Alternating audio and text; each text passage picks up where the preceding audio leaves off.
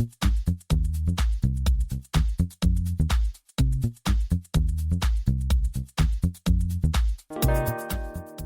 everyone, welcome to the 336th episode of the Internet of Things podcast. This is your host, Stacey Higginbotham, and your co-host, Kevin Toffel. And I am super excited today. We're going to be talking about this crazy surveillance bill passed in Australia. We're also going to be talking about the data that people would give up for lower insurance rates. And we've got a plethora of fundings. Brilliant, a smart light switch company. Wirepass, which is doing a radio standard for IoT. And Carbon Robotics, which is doing precision agriculture.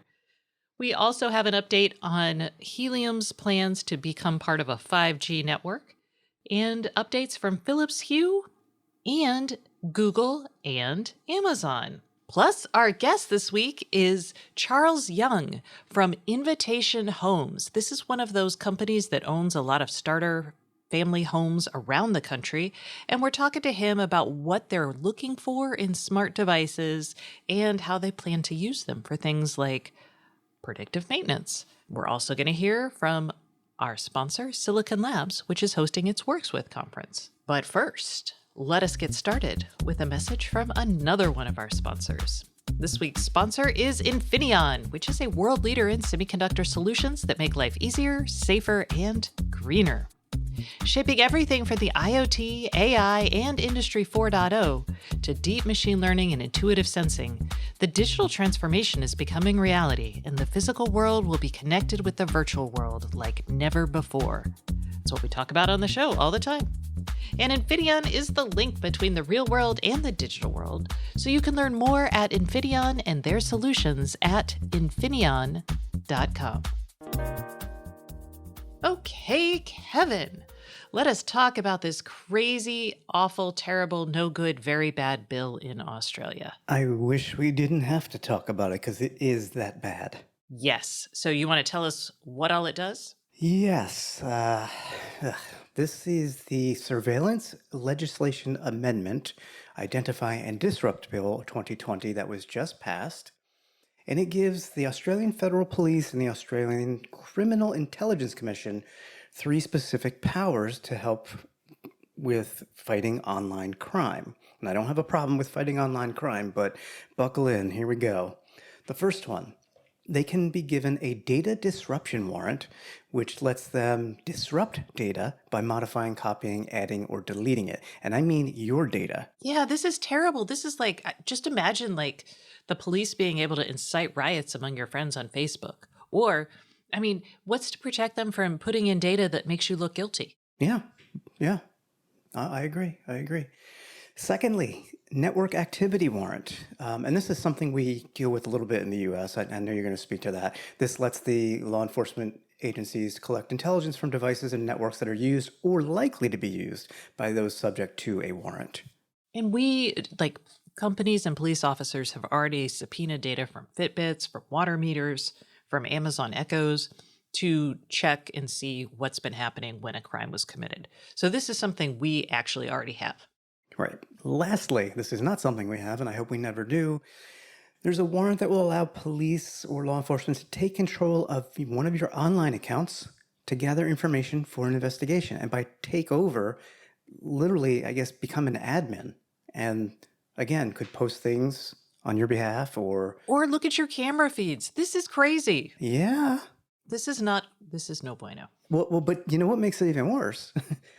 There's no judicial oversight according to the way the law is structured. So usually, I mean, in the U.S., if you want to wiretap someone, because some of this, well, actually goes beyond wiretapping, but you have to get a court order to do this. So a warrant either, which is what you have to do to like ask for someone's Madam A data, or you actually have to go through Congress if you're like a federal agency and get a FISA order or something to actually listen in, and you can't control the devices. I don't think anything in here lets you do that. A perfect example is the ring neighborhoods. To get the data from those cameras here in the U.S., a warrant has to be issued, if I'm not mistaken. Yeah, no. Well, Ring now will only let homeowners push that up. And if police officers want that data, they have to transparently ask people for it. They didn't used to need a warrant, Okay. mostly because police would just be like, hey, we think your doorbell saw a crime. Can we have it? And people would say, sure. Right. Anyway, this is terrible. I mean, like truly terrible. This is very bad. I cannot overstate enough how offensive this is and how close we're kind of coming to this. I mean, Australia is a Five Eyes country. This is a democratic country that we have similar legal systems. I mean, Hmm. and this is what every airport thriller I've ever read has some sort of person acting badly inside the government with like unilateral powers like this. But those people are the bad guys. And in this case, it would make them the good guys. And that's, Yeah, and I don't see anything referenced that specifies this is just for your phones or anything like that. So your comment about they could access your or control your webcams at home, is very real. yeah. So all of this very upsetting. And meanwhile, across the Then there's pond, the other end of the spectrum, people who just give their data away. and this is interesting for a couple reasons. If we want to, I mean, okay, so this is a study from an insurtech company. It's called Breeze. They only asked 1,000 adults, but I really thought this was interesting because they asked people like, hey, would you give us your data for cheaper insurance? And most people said, yeah, especially for like, so 55% said they'd be cool with their insurance company having them wear a biometric tracker. Only 34% said they'd be okay with an insurance company monitoring their internet and social media activity. And only 34% would be okay with an insurance company installing a camera in their home to monitor their everyday activities such as eating, exercise habits, etc. I feel that 33% is real high. The other thing they noticed is there was a very big age difference. So the older you are, the less you want this. And I would argue, I know they're portraying it as like young people just don't care. They've given up on privacy. But to me, it actually looks like for many of these use cases, young people don't care because they don't perceive themselves as having health issues, right? So young people are like, yeah, sure, you can watch me exercise. Who the heck cares? Whereas, someone who's older than 55 is like, you don't need to know that much about me because I have things I want to hide. But two, I really wish they had done a class breakdown. So based on income levels, because I'm pretty sure the more money you have, the less you'll feel you'll need to give up your privacy. Yeah, you don't need the incentives at that point. So I feel like instead of just looking at age, we should look at class and these sorts of things. And then tying this back to Australia, I would say we're up in arms about the state having access to lots of data and the ability to change data and all of that. But I would say in the US, we give a lot of this sort of data to private companies, which then can sell it to federal agencies or law enforcement. And we've actually seen that happen with cell phone data and the like. So it may not be direct from the company, but there are apps out there that gather data about people and then will sell that on to law enforcement. So while we may shame Australia for doing this, and we should, it's still like when you give this data up, you are giving up control of it in a sense because we don't read the terms of conditions and because we don't have any laws really protecting our control of data. So we don't have anything like GDPR that says, oh, if someone has wrong data about you, you can go in and make them fix it. Or you can see what someone has about you. We don't have that. We've said this a number of times over the years, and it's worth saying again. Once you've given up control of your data, that's it. Game over. You have no idea how it may be used nor by whom it may be used. So something to keep in mind. Okay, moving beyond the terror and surveillance and bad things, let's talk about funding. We've got 3 funding stories for you. First up, Brilliant has secured $40 million for their smart home light switches. I shouldn't call them smart home light switches. They're light switches that have a panel and they tie into bunches of systems. They're like a smart home hub in a light switch. And this funding brings their total funding to date to $61 million. I actually had a couple VCs that were like, hey, what'd you think? And I was like, yeah, they're pretty good. These are the touch control ones, like the slider touch capacitive bits. Yes, we actually tried them out. Now it's like 4 years ago. We tried out their first version and they were really difficult to install. And I struggled to get them to work.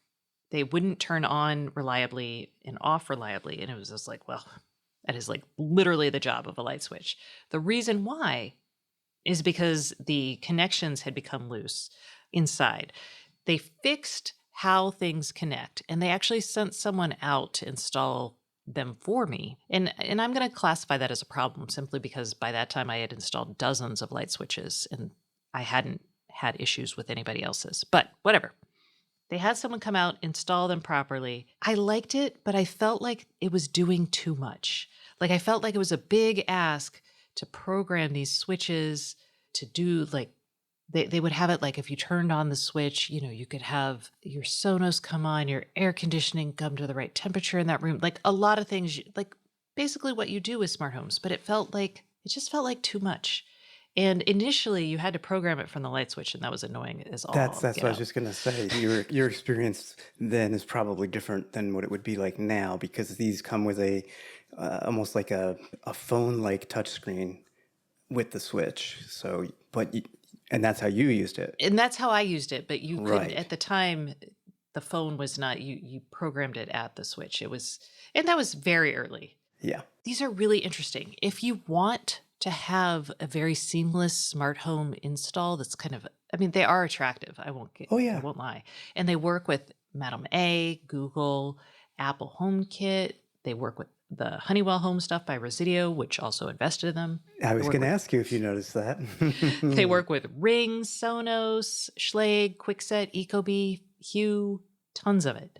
So yeah, I'm glad for them. That's a lot of money. I'm really interested to see what happens with Matter. Mm-hmm. Maybe they'll come on the show. I know last time they decided not to come on the show after I didn't like their stuff, but maybe this time they will, and we can talk about Matter. By the way, for people who maybe have not used these or have not heard of them before, they're not cheap.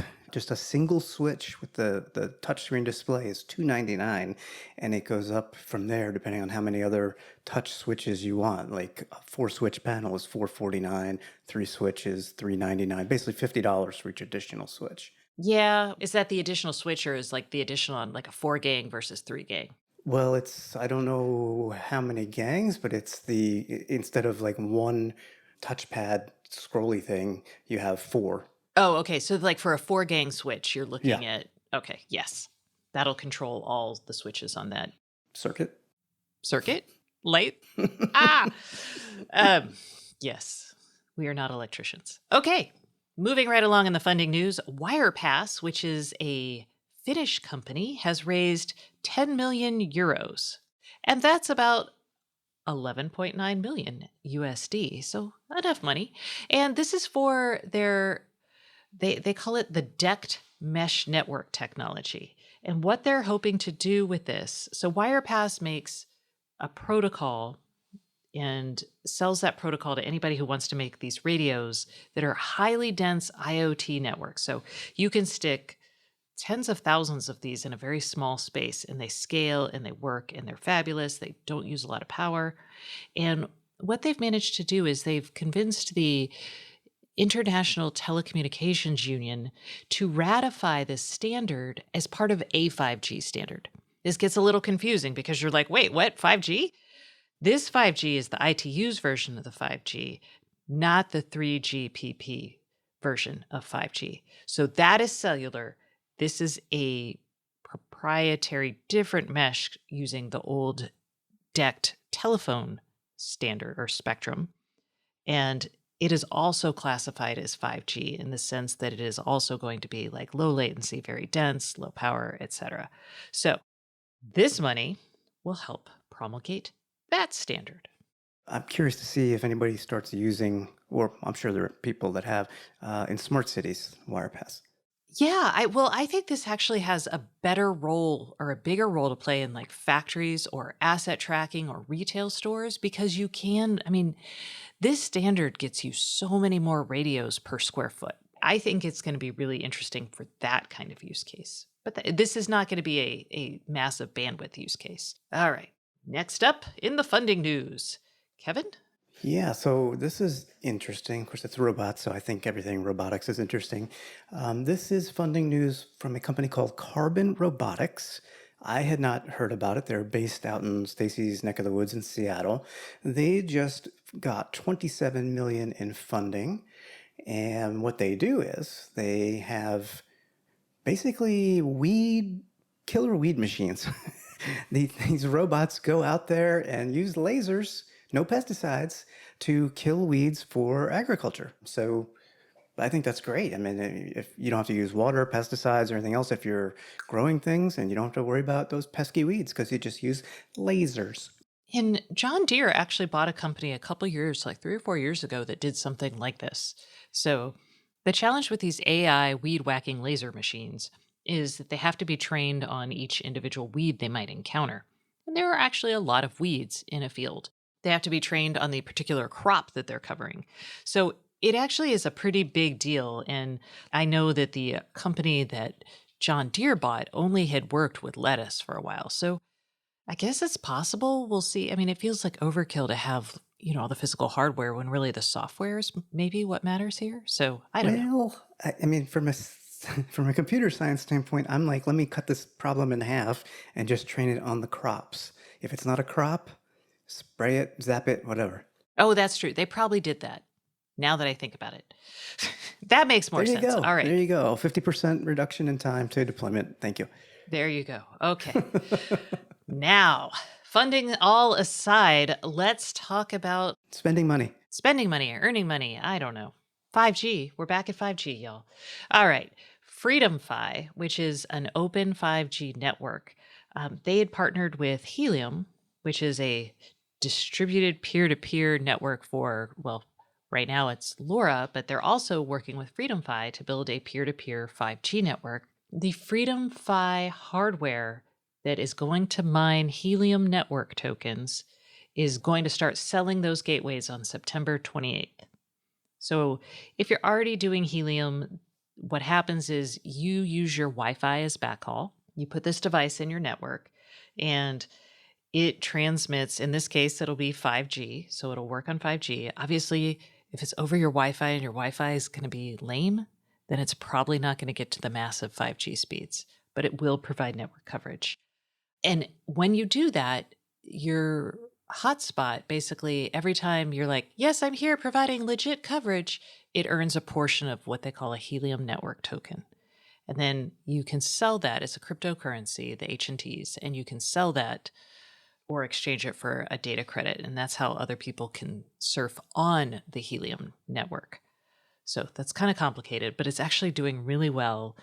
We've talked about it a couple times, but there we go. And Kevin, do you want to, have you gotten your Helium like normal LoRaWAN router yet? I was afraid you were going to ask about that. No, I did not. I bought one or ordered one from Nebra over in the UK back in the middle of March. I was supposed to have it by the end of June, got pushed to the end of July, got pushed to the end of August. And hey, we just passed the end of August, and guess what I got? Not my hotspot. I got an update saying we had a problem in production with the eMMC SD card aspect. So we're retooling those, and then we're shipping out 10,000 units a week for the next 4 weeks. So by the end of September, I should have mine now. I hope you don't get another update. I hope you get a I just hope hotspot I get a instead. box. Yeah, I'm right there with you because there's nobody around for a couple of hexes, and each hex is kind of like a, oh, what would you say? Like the Oh, it's their coverage map. So like I have another person in my hex, thus I don't get paid as much. Oh well. All right. We could do a whole show on Helium and maybe one day we will. Okay. Let us talk about news updates. Philips Hue has two worthwhile ones. One, they're adding more bulbs and strips and lamps and lights. They've got new filament bulbs, the fancy hipster filament bulbs. Yay. I use those. The Philips Hue ones? Well, no, I put light fixtures throughout the house 2 weekends ago, and they use filament LEDs, not smart ones, unfortunately. They came with the bulbs. You could now buy smart ones. We also have brighter options for color temperature changing and full color versions of the standard Hue bulbs. We talked about that a couple weeks ago. I'm going to pick up a couple of those. A light tube for your television that'll sync it to what's on your TV. Which I really like because I have the older Play bars, which are like giant Tylenol pills is the look. These are Wait, I got those for you. Do you not no, no, like no, no, the no, no. giant Let me Tylenol rephrase. pills? They work extremely well. I use them all the time. The design is a welcome change, is all I'm saying. These look like lightsabers Yeah, they really with a do. wire. Um, Fancier floor lamps, table lamps, blah, blah, blah. Another TV focused light strip, the Hue Ambiance Gradient Light Strip, and a new ceiling light that also can change colors and throw things up on the ceiling. I really like they call it the Cena lamp. I like the look of it, but it doesn't produce much light. It's a very big shame. So, Yeah, I mean it's a giant light rod that sticks up from a base straight up. It's nifty yeah, looking. I mean, it's pretty cool, but it's just not, it I doesn't don't do know how anything. practical it is. No. It's not. Philips Hue also can now sync with your favorite Spotify playlists. I think some people would be Yay. happy about that. I do too. I used to, like, many, many years ago, I paid not a lot of money. I think it was like $9, which is a lot for an app, actually. I paid for a app that actually synced my Philips Hue lights with whatever music was playing. So, Well, the way I look at it, I mean, you can do that with the nano leaves if you have the little microphone add-on. yes, but they run in a set pattern that's pre-programmed to go with any noise. Correct. So this would be a little different, I think, because Yes, it's going to work with the actual beat. that's correct. It's a subtle distinction, Yeah, but worth yeah. making. If you're hosting a dance party. So the Spotify integration is currently rolling out, but it's only in the early access program. So you may want to dig around your app and see if you have any labs or anything if you want to try this. But it will be a permanent part of the Hue app next month, October. Fancy. All right, next up, we have news on Google Assistant. This is coming out. It's not out yet, but eventually you will stop having to say, hey, G. You will only have to say, do this. And you'll only have to say, do this. Yes. Well, it's a set list. I mean, I'm excited for this because I get tired of saying the digital assistant name, whatever assistant it is. So what Google is doing is they're programming in some quick actions, such as recommended actions, alarms, connect, general info, lights, media controls, timers to do. So you can just say, set an alarm for 7 a.m. Yesterday I used my Google Assistant to do that, and I had to say, hey, G, to wake it up, set an alarm for whatever. You'll just be able to say it. So this gets us more Star Trek-y in terms of interface, which I kind of like. I may like this. I'm curious to see like how often I turn off the lights when I'm telling my husband, did you turn off the lights? I guess the worst case scenario is the lights still get turned off, and my husband will just be like, yes, I did. Thanks, Google. And keep in mind, you won't have to use this. Yes, I will, because I hate having to talk more to my assistants than I Ah, need to, okay. because I am a princess. Okay. Okay. Well, princess, you'll like this next one because you can't hear your echo when your robot vacuum is sucking out all of the dirt from its bin. That's true. I can't. So what's going to happen, Kevin? You are going to hear Madam A speak a little louder because she will have, actually, she does have, at least in the US, it just came out, adaptive volume. So you can activate it right now by saying, Madam A, turn on adaptive volume. So basically, it's going to use the microphones to detect ambient noise. And if it's over certain levels where you might not hear the digital assistant, it will actually boost the volume of the digital assistant. Which should be nice, especially like, well, I wish my Lenovo thing had this because man, that microphone's real weak. Don't forget Well. that device is at least 4 years old now. I think that's a perfectly fine age for a device like this, but sure. In the smart home these days, nah. Kevin, I am not spending all my money on speakers. Not when you can darn do it. it on Lutron light switches, I agree. Ooh. All right.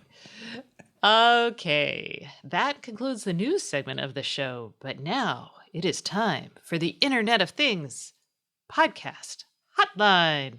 Ba, ba, ba, ba, ba, ba. Yeah, I'm in a good mood. Y'all can tell because I'm singing. This week's hotline is brought to you by Very. Very is a fully distributed IoT engineering firm that partners with its clients to build systems for smart manufacturing, smart energy and utilities, consumer electronics, and connected wellness. Discover what Very's multidisciplinary teams can do for you at www.verypossible.com/services. And the podcast hotline is where we take your questions and hopefully answer them on the show. If you call us at 512-623-7424, you will be entered to win the smart speaker of your choice. So whichever one you want, you tell us. And it is the beginning of September. So we have to pick a winner from August. No. Yes. Wow. Time's flying. Time flies when you're having fun. All right. And the August winner is Matt from New Jersey. So, Matt, you will hear from me about winning the smart speaker of your choice. Looks like, based on your question, you're in a Google Home, but we'll talk about that. All right. And now, this week's question comes to us from David. Let's hear it. Hi, this is David from Bethlehem. Was curious if you guys had any best practices or tips or software that I could use to help when I'm upgrading parts of my smart home. I've noticed with all the various hubs that I have, SmartThings, Home Assistant, the lighting hubs, all the various things that I have, invariably when I upgrade something, it breaks something else, my integration with something. So I'm just wondering if there's any sort of best practice or tool or tips that you'd have to recommend for doing those types of upgrades and trying to avoid, having it break other parts of the smart home. So thanks. Appreciate it. Love the show. Can I just say that I don't experience this problem, even though I know David does? And David, hi, you're 20 minutes away from me. And Stacy does too. Why don't I experience this problem, Stacy? It's because you don't have any hubs, okay, Kevin? Yeah, vindication. I don't know. All right, David, I'm with you on this. And here's what happens. Way back in the time when the smart home was new and people were upgrading from Gen 1 to Gen 2 hubs, companies like Philips Hue or SmartThings or Wink even put a lot of effort into building software to upgrade you. They stopped doing that. So there's two issues here. One is when you migrate hubs now, a lot of times the companies don't build the software to migrate things easily. That's because it's hard and it's not always successful. So I think the amount of effort they put in versus the return is not matching. The other thing is, and I experience this a lot because I bring in new devices onto my network a lot. I stopped doing it for a while, but now I've moved into my house, my permanent home. So I'm starting to do it more often. And things will happen like I'll add a new device and then I've got to go through Google and Amazon and everybody and add things to my routine, regroup things. Sometimes my integrations with things like SmartThings will break. So the answer to this, unfortunately, is don't change your system. That's a crappy answer. So let me try to give you a better answer. A better answer is Matter is going to help with this. That is the Smart Home Interoperability Protocol. So that will help bring things on and hopefully update more of your different hubs easily. The other thing that will help is getting away from things like Zigbee and Z-Wave, which have manual inclusion and exclusions.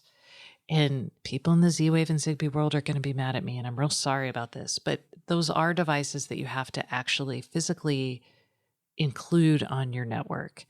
You can add these things like by doing a secondary hub that does Z-Wave stuff, but that's really complicated, and that is not for most people. So David, there is a solution coming. We'll see how good of a solution it actually is when it hits the world, but right now it is kind of a cluster, and you may want to just keep things the same. I hate saying that. Yeah, it's a bad situation, and we early adopters often pay the price in some way, shape, or form, and this is one of those ways, unfortunately. Yeah, this is why I used to spend like 2 hours a week on my smart home, because I would change things in it and I'd have to go through and fix all of the little broken bits. And what's weird is some things would work. The other thing I would say with things that have APIs and like true cloud connections, so you don't physically have to include or exclude things, you may also want to give it like a day. This doesn't always help, but every now and then it just takes a little bit more time for things to repropagate throughout your network.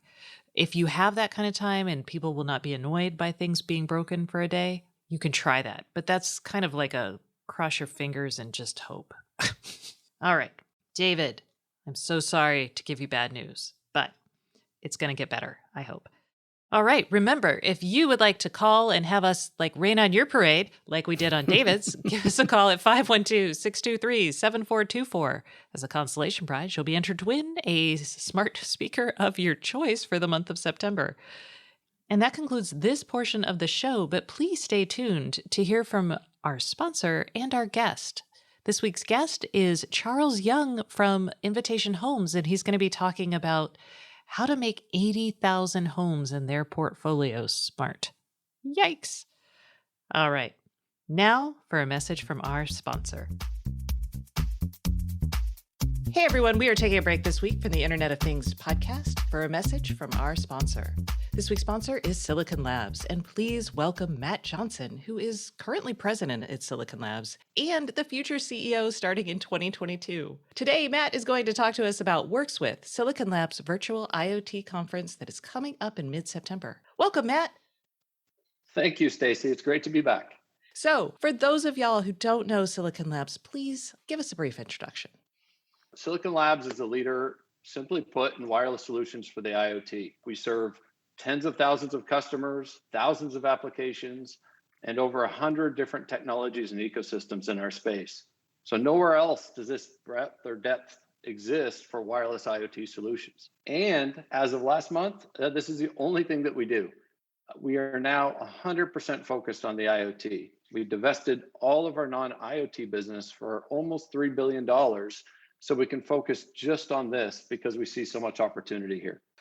This is going to be the second year Silicon Labs is hosting Works With. Can you tell me a little bit about the event and what attendees can expect? Absolutely. So Works With is a unique event in our industry where we bring the IoT space together. Last year, we had over 6,000 attendees, and we expect even more this year. So this is developers, ecosystem partners, device makers, and alliances coming together to share, learn, and collaborate. So this year, it's a virtual event. There's no charge, and we'll be on September 14th and 15th. So it's a great opportunity if you're looking to learn more about smart home, smart city, industrial applications, or if you're just simply looking how to go faster in your product development. This is a great opportunity for all those things. We decided to break it up this year into 4 tracks. One will be smart homes, the other smart cities, industrial IoT, and then general IoT. And we thought this would be a good way to compartmentalize because there's a lot of similarity, but there's also a lot of unique needs in each of these areas. Last year's keynotes, we had Amazon, Comcast, and Google, and we're expecting them to be just as exciting this year. And we also added a keynote session this year specifically for our Asian time zones that will feature LifeSmart, Tuya, and Tencent. We also have some great panels planned. Just a few examples. We have an alliance panel where we'll have our standards and alliances all together talking about openly the future of each and how they all work together. And we have a security panel where we have Amazon, IBM, and IOXT together to talk about challenges in the future of security in the IoT space. And Stacy, the panel you're hosting on how the IoT is changing healthcare is going to be great. And I know you're going to be talking more about that later. All right. And where can our listeners go to find out more about the event? So registration is at workswith.silabs.com. And this event is on September 14th and 15th. It's virtual and there's no fee for registration. So looking forward to seeing you all there.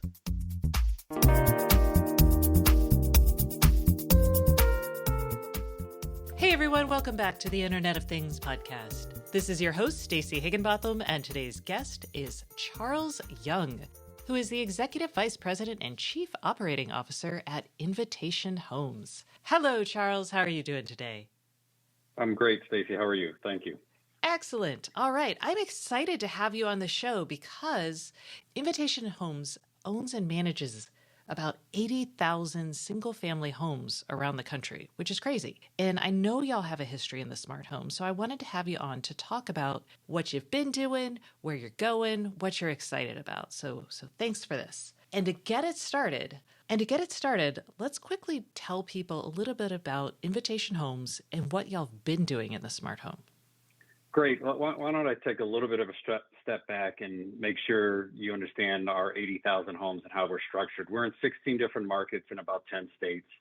And in each of our markets, we average around 5,000 homes. And they're scattered site. These are individual homes. And about 4 or 5 years ago, as the smart home technology was really gaining steam, we looked at our portfolio. We were still growing it. It was evolving, and we saw the benefit of eliminating 80,000 keys. You just think about when you buy a home and you have to rehab it and you have to let in vendors. Our immediate understanding of how we could use the smart rent or smart home is technology is to allow our vendors in and out with temporary codes. And it really impacted our efficiency. At the end of the day, we are really a floating assembly line of homes. About a third of our portfolio turns over every year, and then we do a rehab of those homes. And when we do that, how do we let those vendors in? How do we make sure that we're not worrying about losing a day or two by changing keys? We can just use the codes to let people in. And so once we saw that advantage, on every turn that came through, we started to install the smart home technology, and we saw the immediate benefit to our assembly line, if you will. And I'll keep going. The next step was, as we started to do that, we had leasing specialists who were out in the market, and they were driving around at the time, mostly taking our prospective residents into homes, and they could use, again, the technology to do that. And then the next step that evolved from there was we would allow our prospective residents to do what we call a self-tour, a self-guided tour, and we give them a temporary code. All of this evolved with the technology and our partnerships with our vendors, but it really has allowed us to, as Chief Operating Officer, create efficiency in our assembly line, in our process of leasing and moving in our homes. And then the last step is we've been able to monetize it, because once the residents start using it for the self-tour, it gives them the advantage of saying, hey, this is great, and we're able to sell this as an additionally ancillary service. So it's been a real benefit that's evolved over 5 years, and we were an early adopter of it. So it's really made a difference in our business. All right. Now, you started doing this about 5 years ago, so that was about 2016 or so? That's about right. I think that's when we started to formulate the idea, and come 17, 18, we started to implement and find the right partnership. And, slowly, with a third of our portfolio turning and still growing the portfolio, add it to the portfolio on each of those turns. So it's taken a while. We're still, in terms of installation of devices, about half of our portfolio, a little over half of our portfolio has the devices installed, and about half of those, also, so we're about 55% of installed, and about half are paying, which has just been phenomenal. The adoption rate has been incredible. And the residents pay for the smart home technology? They pay for the monthly use of the lock on the door, as well as the thermostat to allow the control the temperature, allow access remotely. There's an app on the site. We install it ourselves. We own the hardware. Again, it allows us on the front end. But if the resident wants to use the technology, it'll be there for them, and for a small fee, we're allowing them to continue to use it. It's becoming so kind of standard, however, that we think over time it will be kind of a mandatory piece, because it's a big part of kind of where we see the future going, not only just for the lock and the thermostat, but where we go from here, I think is really going to be kind of eye-opening for everybody. When you say mandatory piece, is that the fee becomes mandatory, or you just wrap it into the overall rent? The fee becomes part of an overall bundling of services that are mandatory for the house. Got it. Okay. So y'all have done a deal with SmartRent, which actually just last week went public. Yay, them. And did you work with them the whole time, or did you try to do this yourself, or why did you choose to work with SmartRent? SmartRent's been a good partner, and we chose to work with them. We started partnering with them maybe about 1.5 years, 2 years ago. The advantage was their technology was really forward-looking, and as we thought about adding on additional services, whether it's a video doorbell or Internet of Things, we really saw their technology as a separator. And so we've had a couple of different vendors throughout our evolution here, but SmartRent in the last couple of years has been a good one for us, and I think it allows us to think through where are we going in the future, and our ability to evolve quickly and partner with them nicely in terms of connecting to our technology to make sure that we can do things to, step forward in terms of the resident experience and our associate experience in terms of how we do things. So they've been a good partner, and we're excited to see them get to the public markets through a SPAC. Great. Okay, so let's talk about why someone might want to do this. I mean, you've mentioned two really compelling use cases: the leasing, the door locks, managing thermostats when people are not in the home is probably essential. But let's get crazy. Let's talk about, I mean, like I have been really excited about installing what I think of as dumb devices or boring devices in my smart home. So I've got like a smart water heater now that, I can use to lower my energy bill. I've also got like leak detection and like devices like the Fin water leakage sensor. So I'm just trying to think. I feel like there's a really big opportunity here for more. So what are y'all excited about? What are y'all trying to actively build, or what are y'all looking for? Yeah, all of those things you mentioned, I think part of our roadmap as we look forward, immediately on the roadmap is around the video doorbell. A lot of people have those right now.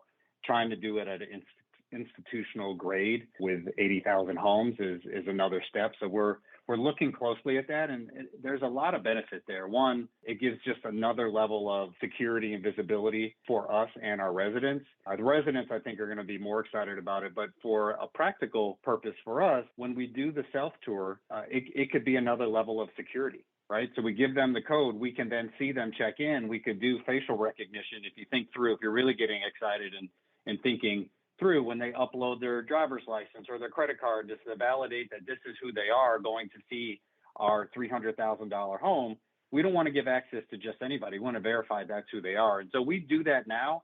But if you could tie it to facial recognition and the doorbell, video doorbell, I think that could be really exciting. The other things we think about are permission to enter.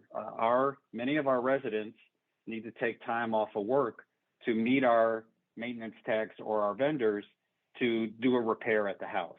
That can be time consuming, can affect their work experience, so on and so forth. If anybody's late, if we can get permission to enter from our residents to allow us to have a temporary code and the video is there, or we have some type of camera, residents can check where have our techs gone, what are they doing? And I think it could enhance the whole experience. Multifamily's been doing this for years. The property manager has access. They leave a note, they go in, they fix something, they move on. There's something different around the security of a single family home that many of our residents really want to make sure that they have comfort with that. So we don't know how the level of adoption we'll have from that, but we do think it'll free some people up and free up our efficiency for us to come at times that will allow folks more flexibility.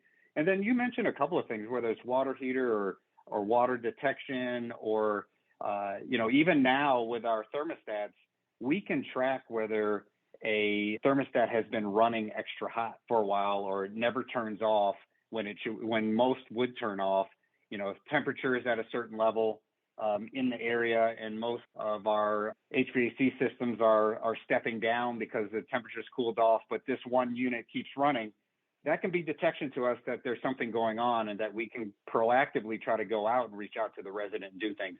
I think that kind of predictive analytics is where the future of smart home technology is going, whether it is water detection or other, mechanisms that are smart appliances like you talked about that allow us to then say, hey, at this turn, we know that this HVAC system or water heater has been running hotter than it should have. Let's go ahead and replace that now. So when the resident moves in, they won't turn into a work order in the future. We see that there could be huge implications for our portfolio of 80,000 homes as we think about those type of things. So it's the future is really exciting around all this technology. It is. And I would take it a little further. I think it would be really interesting because you have those 80,000 homes. I feel like you would see also trends in, I don't know, maybe your stucco houses perform better than, your wood shingled houses. So I feel like you could start to convey information back to builders or even, I don't know, other people about home design and that sort of thing that might be really interesting. Maybe utilities about energy consumption.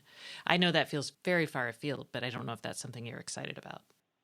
No, I think you're spot on. And it's not that far afield. I mean, we have the data now.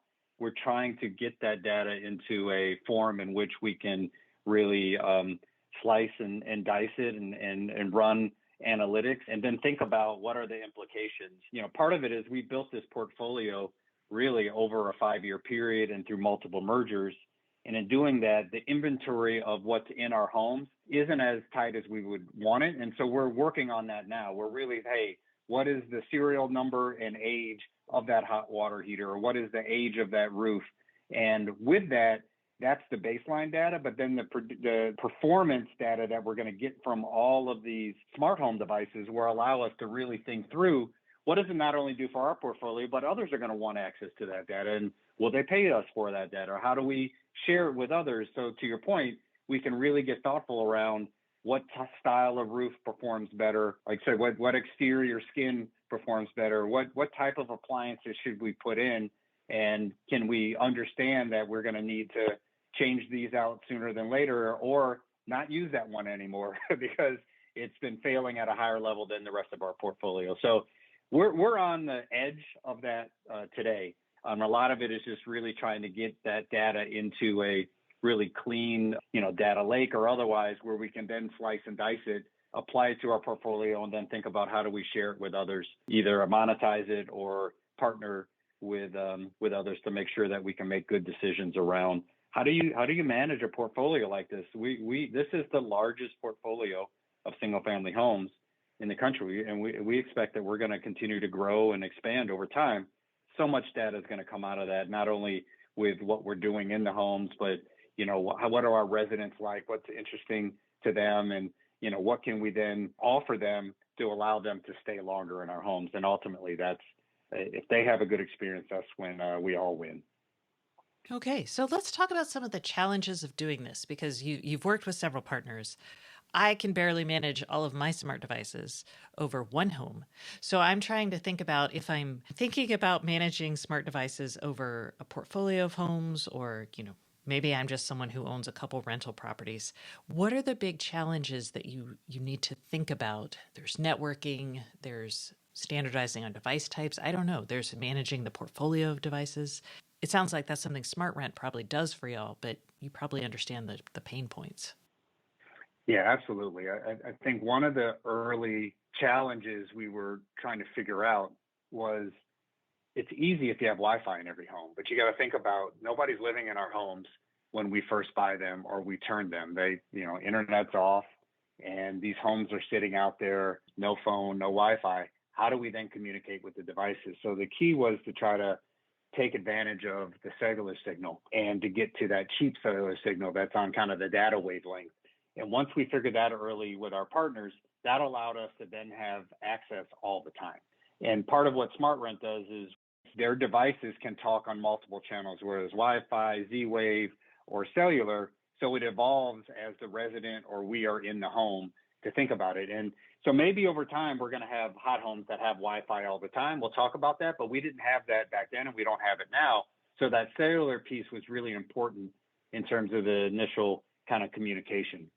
The other thing that you brought up, these are all devices. They're little mini computers that need firmware updates, and there's communication issues within the home, and how good is that cellular in that particular block or neighborhood. And so these are things that, are always going to be a little bit of pain points, but when you take it en masse, we're in pretty good shape. Like, these things are getting better and better. As we have challenges, we work through them, whether it's with the local market or with SmartRent. And, ultimately they're just getting stronger. And as we had a little bit of supply chain issue, like everybody did, with chips and all that over COVID. But we've seemed to kind of work through some of that. Now it's really just around connectivity and making sure that as we move in, how do we then evolve into the next steps?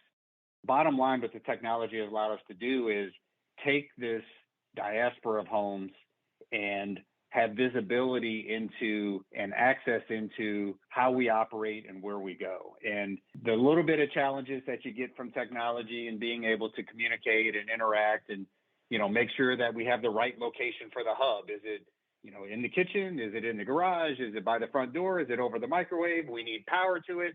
These are things that our local teams and our partners and vendors, we've just gotten smarter with. So those are some of the early challenges, each one of those. How do we install it? Do our superintendents have the skill?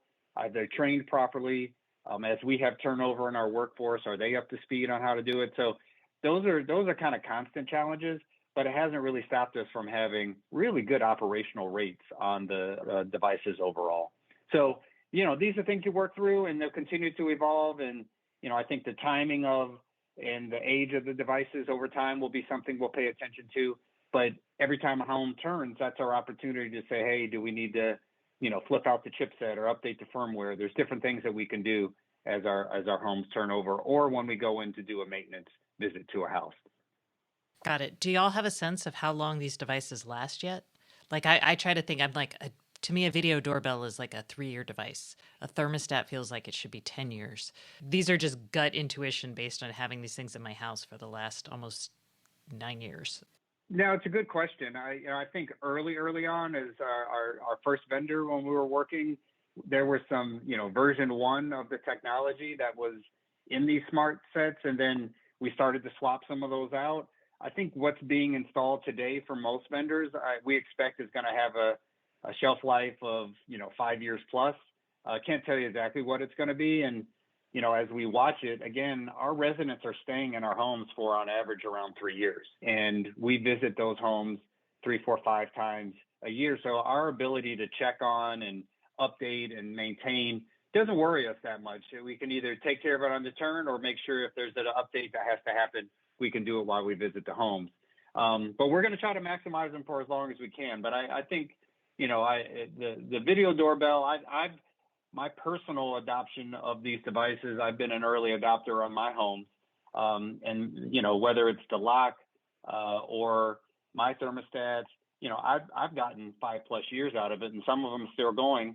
Some, depending on the device, doesn't last as long. So that's part of what we're learning as we go and making sure we're installing things that will, last as long as possible and make sure that they're staying in communication with all of the devices. I think the hub is the key in making sure that firmware is up to date and talking to each of the devices in the home and then connecting exterior to our central systems. Got it. And then let's talk finally about security and privacy. And these are two different things. So I know you're relying on Smart Rent for some of the security practices, but I'm very interested in how residents interact with these devices, how you think about, like, I know in talking to Stratus, which was bought by Real Pages, when a resident got the keys to their home, they got control of all the devices that were part of their apartment. So then the apartment manager couldn't kind of see into their lives. So I'm curious what kind of policies y'all have in place.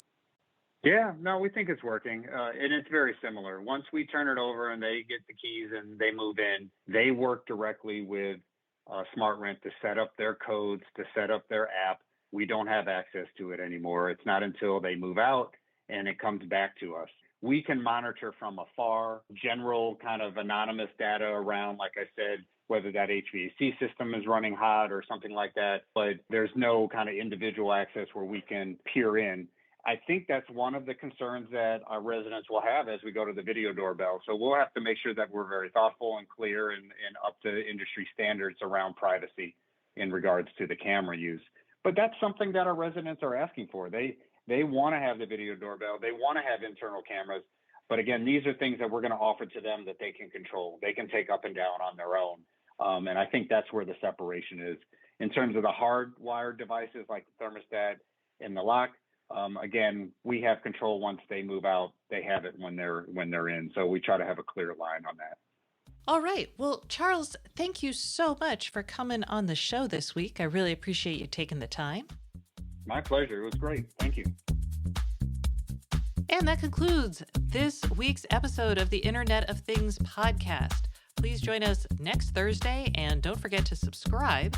And if you can't get enough IoT news, I would love for you to sign up at www.stacyoniot.com for our weekly IoT newsletter, where we explain all kinds of things that we don't even get to on the show. Once again, thank you for listening and please subscribe.